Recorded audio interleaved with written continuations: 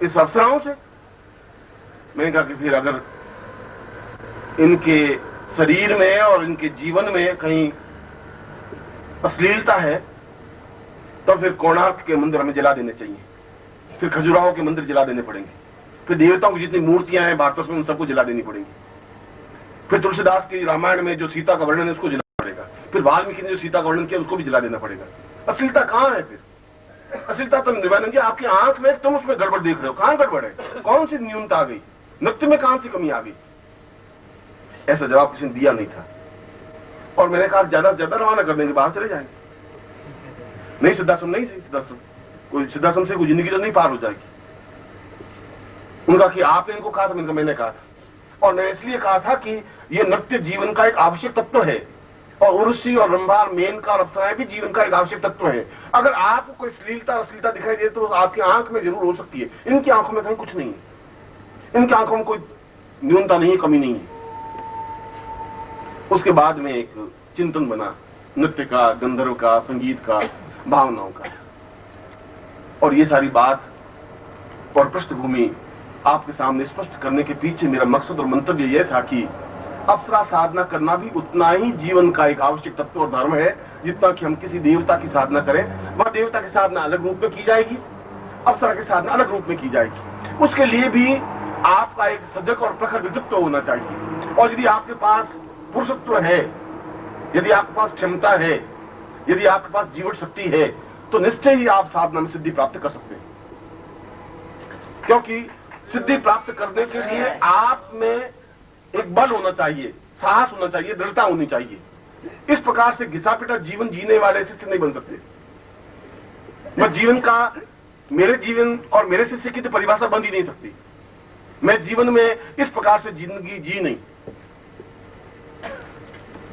मैंने अपने जीवन को अपने ढंग से जिया है और जीवन के प्रत्येक क्षण का आनंद लिया है और लेता हूं। मैं इस बात की चिंता करता हूं कि कोई क्या कह देगा।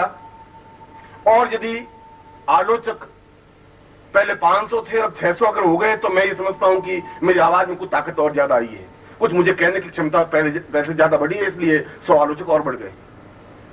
अगर 100 शत्रु और ज्यादा बढ़ जाएंगे तो समझूंगा कि मेरी पर्सनलिटी में कुछ और निखार ज्यादा आ गया है, इसलिए 200 शत्रु और पैदा कर दिए।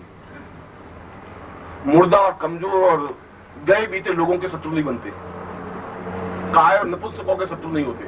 आलोचना उनकी होती है जो मर्दान की रखते हैं, हिम्मत रखते हैं, साहस रखते हैं, क्षमता रखते हैं। और अप्सरा भी साधना में सिद्धि उनको ही प्राप्त होती है जो पूर्ण रूप से मर्द और साहसी होते हैं। काय और बुजदिलों के पास तो पत्नी भी नहीं रहती, वो भी घर छोड़ के पीर चली जाती है। अप्सरा तो बहुत दूर की बात है। इसलिए किसी भी पुरुष के लिए अप्सरा साधना करना कहीं दोष युक्त है ही नहीं। वशिष्ठ ने स्वयं कहा है, पूर्णम वदय स्वर्ण वदेव तुल्यम अप्सरो वताम सरितम सदिम वदेव। स्वर्ण देह अप्सरा को सिद्ध करना जीवन की श्रेष्ठता है।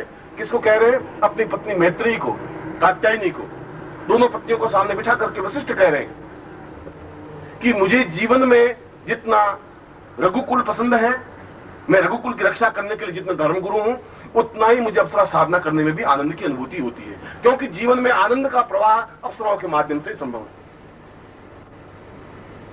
और विश्वामित्र ने तो मेनका को प्रत्यक्ष किया, अपने आश्रम में बुलाया, नृत्य करवाया। कणाद ने जब अणु की रचना की, अणु का ज्ञान प्राप्त किया, तो उस अणु के ज्ञान को, जो अणु हम आज बन रहे हैं, उसमें अणु की पूरी थ्योरी उस कणाद ने जो विकसित की, अप्सरा के माध्यम से प्राप्त हुई। और वे स्वयं इस बात को कहते हैं, नन्यो वताम पूर्व मदेव तुल्यम स्वर्णो वताम सहितम सदैव। मैं स्वर्णवती अप्सरा, मैं तुम्हारा धन्यवाद अर्पित करता हूं कि तुम्हारे माध्यम से मुझे अणु की रचना का ज्ञान प्राप्त हुआ। इसका मतलब है कि ये सब विश्वामित्र और वशिष्ठ और त्रिर कणाद सब मूर्ख थे, ये सब गंदे थे, घटिया थे, असभ्य थे, अश्लील थे। श्लीलता और अश्लीलता की कोई परिभाषा नहीं होती। मैं अपनी आंख से बिल्कुल 2 स्त्रियां आमने सामने खड़ी, एक मेरी बेटी खड़ी है, एक मेरी प्रेमिका खड़ी या मेरी पत्नी खड़ी। मैं पत्नी को एक दूसरी नजर से देखूंगा, अपनी बेटी को दूसरी नजर से देखूंगा। हालांकि दोनों की दो आंखें, एक नाक है, वैसे ही बाल है, वैसे ही शरीर है, वैसे ही हाथ पांव, मगर उसको देखने का ढंग अलग होगा, उसको देखने का ढंग मेरा अलग होगा। उसके बारे में चिंतन मेरा अलग होगा, उसके बारे में चिंतन मेरा अलग होगा। इसलिए श्लीलता और अश्लीलता, गंदगी और अच्छाई तो मेरे हृदय में है, चिंतन में, विचार में तुम्हारे। अगर वहां कुछ गड़बड़ नहीं है तो फिर कहीं किसी प्रकार की न्यूनता जिंदगी में है ही नहीं। और यदि कोई दूसरा आलोचना करता है तो यह आलोचना उसकी नहीं है, यह आलोचना तुम्हारे खुद के शरीर के अंदर की भावनाओं की है। और इसीलिए तुम्हारे जीवन को और प्रत्येक रूप में संवारने और सजाने का मेरा जिम्मेवारी है, मेरा उत्तरदायित्व है। इसलिए केवल देवताओं की साधना करने के लिए तुम्हें प्रेरित नहीं कर रहा हूं। मैं ये भी चाहता हूं कि तुम्हारे जीवन में बुढ़ापा नहीं आए। मैं ये भी चाहता हूं तुम्हारे जीवन में आनंद और मस्ती रहे। मैं ये भी चाहता हूं तुम्हारा प्रत्येक क्षण सार्थक हो सके, जीवंत हो सके, सजग हो सके। और ये सजगता, ये जीवन की चिंतनता, ये पूर्णता देवताओं की साधना के साथ साथ ये आवश्यक है कि अप्सरा साधना के माध्यम से ही हम अपने वृद्धावस्था को यौवन अवस्था में परिवर्तित कर सकते हैं। जब च्यवन ऋषि ने बहुत वृद्ध हो गया, जर्जर हो गया, पुत्र हुआ नहीं और शरीर के सारे रोम सफेद हो गए, तो ब्रह्मा ने स्वयं च्यवन को कहा कि तुम्हें अप्सरा साधना करनी चाहिए, क्योंकि इस वृद्धावस्था को यौवनावस्था में बदलने के लिए और कोई देवता सहायक हो ही नहीं सकता।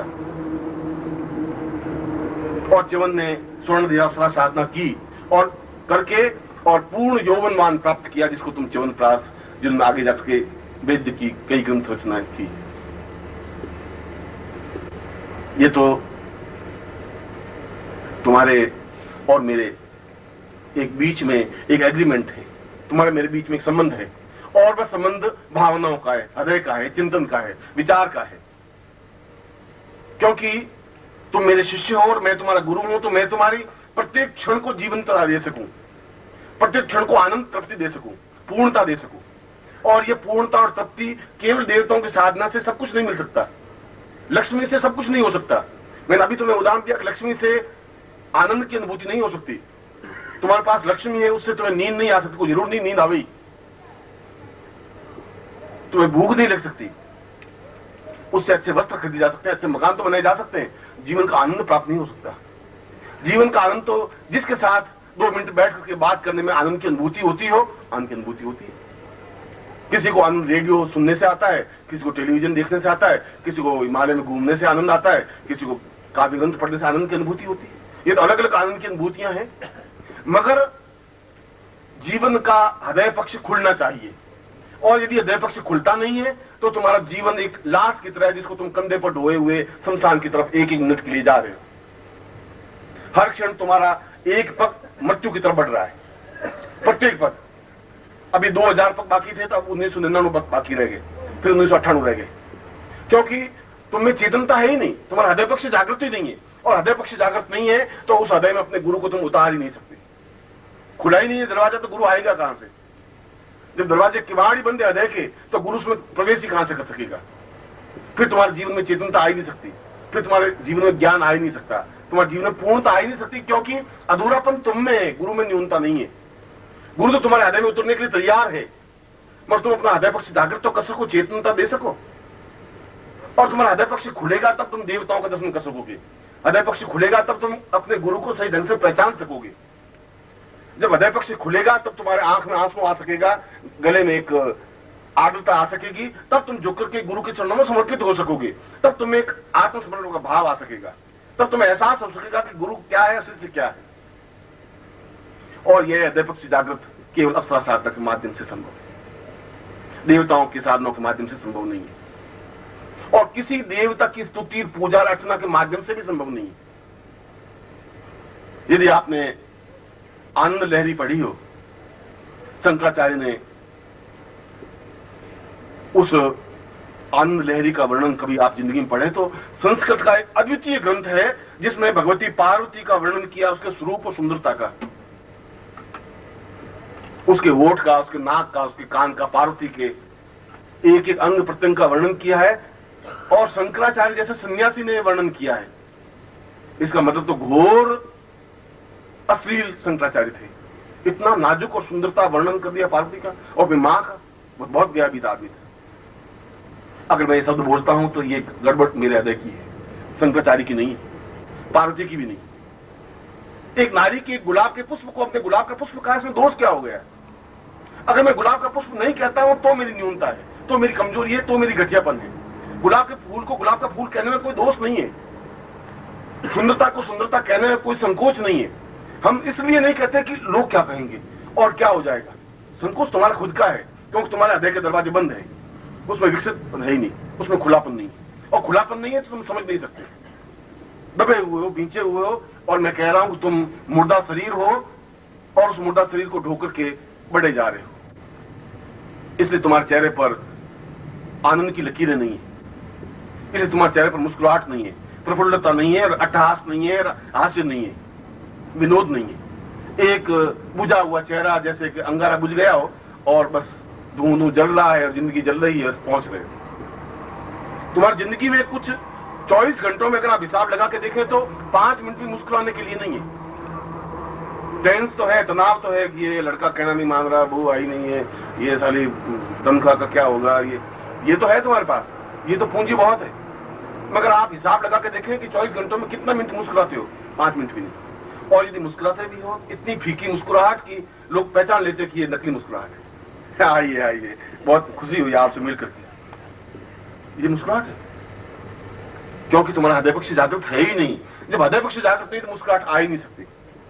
खींच खांच करके आंखों को, नाक और गाल को खींच करके मुस्कुराहट बिखेर भी दोगे तो आधा सेकंड की होगी, वापस चेहरा वैसा वैसा बन जाएगा जैसा था ओरिजिनल।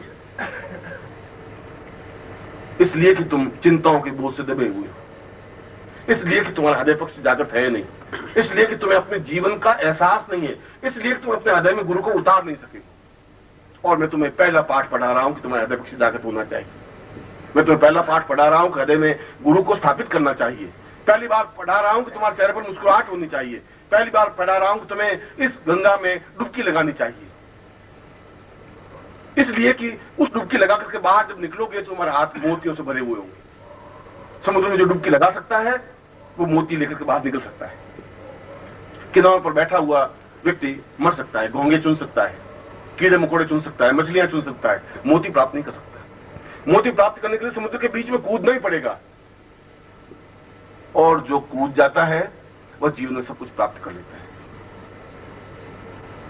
इसलिए आज जब भूमानंद जी भजन गा रहे थे और वो कह रहे थे कि मेरी नाव तो बड़ी डगमग चल रही है, आप नाव चलाएंगे, और मैं तुम्हें बिल्कुल विश्वास दिलाता हूं कि तुम्हारा नाव का चलाने वाला मैं हूं और मैं चलाऊंगा। तुम्हारा नाव डगमग होने दूंगा नहीं। आवश्यकता इस बात की है कि मुस्कुराहट के साथ अपनी नाव मुझे सौंप सको। अपनी चिंताएं आप मुझे दीजिए, मैं तुम्हारी चिंताएं लेने के लिए तैयार हूं, क्योंकि चिंताएं मुझे तकलीफ देती नहीं है और चिंताएं मुझे व्याप्त करती नहीं है। मैं उस तनाव में नहीं रहता हूं। जिस क्षण, हर क्षण रहता हूं, घर में भी रहता हूं मस्ती के साथ रहता हूं, शिष्यों के साथ भी रहता हूं मस्ती के और आनंद के साथ रहता हूं। न मुझे तनाव व्याप्त होता है, न चिंता व्याप्त होती है, न परेशानी व्याप्त होती है। आती हैं और पास में से होकर रवाना हो जाती है। उनसे मिलता जरूर हूं, उन मुस्कुरा, उन परेशानी और बाधाओं से बातचीत जरूर करता हूं। 2 क्षण हलो हलो भी हो जाता है, मगर वो बेचारी पास में से निकल जाती है, मेरे शरीर को जकड़ नहीं सकती और तुम्हारे शरीर को भींच के बैठ जाती है। ये अंतर है तुम मेरे मुझ में। तुम उसकी कैसे छुटकारा पा नहीं सकते। तुम्हारा चेहरा एकदम कह देगा क्या बात है, परेशान क्यों? गुरु जी अब एक परेशानी हो तो बताए। अब बस ठीक है गुरु जी, बस। अरे क्या हुआ क्या? एक तो ये लड़का पढ़ता नहीं गुरु जी, और ये पत्नी कहना नहीं मानती, और तनख्वाह मुझे मिलती नहीं, और ये साला ये गड़बड़ और अलग, और उससे एक जमीन का सौदा हुआ तो पैसा खा गया गुरु जी। तुम्हारे पास तो कई कई पत्नियां हैं और जकड़ के बैठी हुई, और मैं जिस प्रकार तुम्हारे पास आती हैं उस पर मेरे पास भी आती हैं। ये परेशानियां, बाधाएं, अड़चने, कठिनाइयां, समस्याएं। मैं जिंदा हूं और पुरुष हूं तो आएंगी। पुरुष के पास स्त्रियां आती हैं, सब बाधाएं, अड़चने सब स्त्रियां हैं, आएंगी, पास में से निकल जाती हैं। और उनको देखता हूं, बातचीत कर लेता हूं, वो भी कहती हैं क्यों, क्या बात नहीं, ठीक है चलो। दूसरी को आने दो, उनसे भी बात कर लेती हैं, उनको चलो। इसलिए आपको अपने जीवन में चिंता नहीं करनी। तुम्हारी चिंताओं का भार मेरे ऊपर है। मैं अपने आप तुम्हारी चिंताएं ओढ़ लूंगा, मैं अपने आप तुम्हारी जिंदगी का रास्ता बता दूंगा। आवश्यकता इस बात की है कि तुम मेरा हाथ पकड़ सको। इस अंधेरे में जब हाथ ही नहीं पकड़ोगे तो तुम डगमगा जाओगे, रास्ता बदल दोगे, भटक जाओगे। रास्ता भटका हुआ है। जीवन के 40 साल तुमने भटकने में बिता दिए। कि 40 साल में भी तुमने हाथ पकड़ नहीं पाए।